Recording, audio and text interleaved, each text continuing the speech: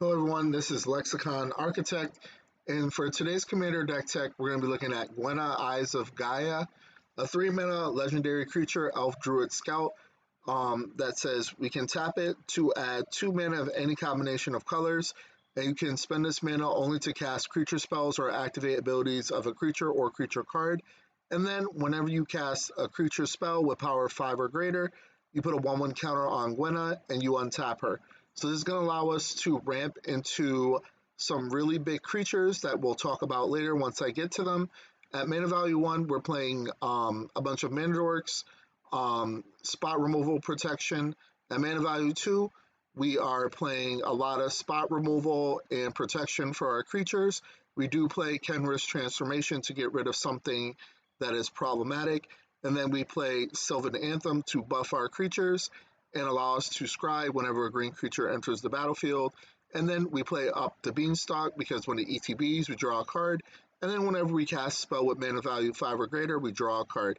At mana value 3, we have 14 cards. We play a bunch of ramp. We play Fight Rigging to allow us to hide away 5, put a 1/1 counter on target creature we control at the beginning of combat.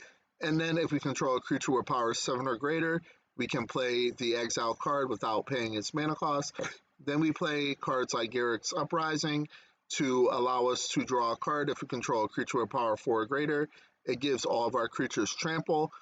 And then whenever you have a creature with power 4 or greater enter the battlefield under your control, you get to draw a card. Then we play Pugnacious Hammerskull. It's a very solid 3-mana dinosaur that is a 6/6 that says when it attacks, when you don't control another dinosaur, you put a stun counter on it. Then we have Tribute to the World Tree that is going to allow us to draw cards. Or if we do have a creature that enters the battle with less than 3 power, we put 2 1/1 counters on it. At mana value 4, we have Beast Whisperer that allows us to draw cards whenever we cast a creature spell. Then we have Guardian Project to help us draw cards. Harmonize allows us to draw cards. Hulking Raptor allows us to get an additional 2 mana during our pre-combat Bane phase. And then we have Kirametra's Acolyte, which allows us to ramp heavily because it's going to add a green for our add an amount of green mana to our mana pool equal to our devotion to green. And then we have Nyx Lotus that again allows us to ramp really well because we're going to choose green and then we add an amount of mana of that color equal to your devotion to that color. At mana value 5, we have a lot of our heavy hitters here with Battle Mammoth, Challenger Troll, Defiler of Vigor, which allows us to pay 2 life to pay Phyrexian mana and make green less to cast if we pay life that way. And then whenever we cast a green permanent spell, you put a 1/1 counter on each creature you control.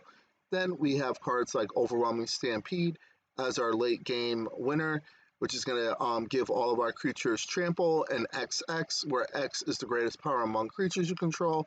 And then we play cards like Silverback Elder that says whenever you cast a creature spell, you get to choose 1.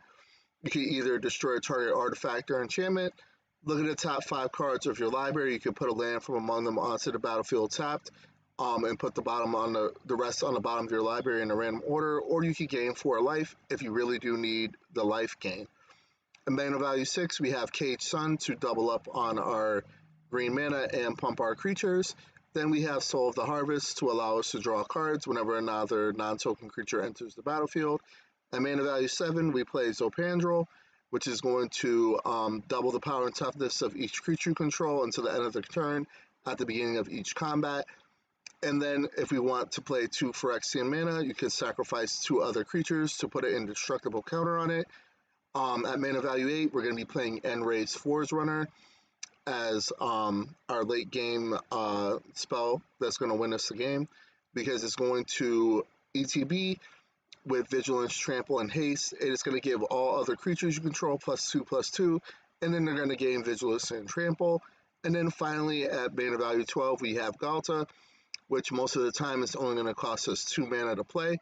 For lands, we have Castle Garenbrig, which is going to allow us to ramp into our creatures.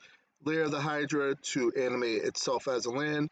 and Mosswork Bridge to hide away 4, and then tap a green, and you can exile the card without paying its mana cost, the exile card, if creatures control have total power 10 or greater. So this deck is relatively cheap, coming in at $185. If you enjoyed this deck tech, please hit the subscribe button. It will help me out tremendously, and you have a great day.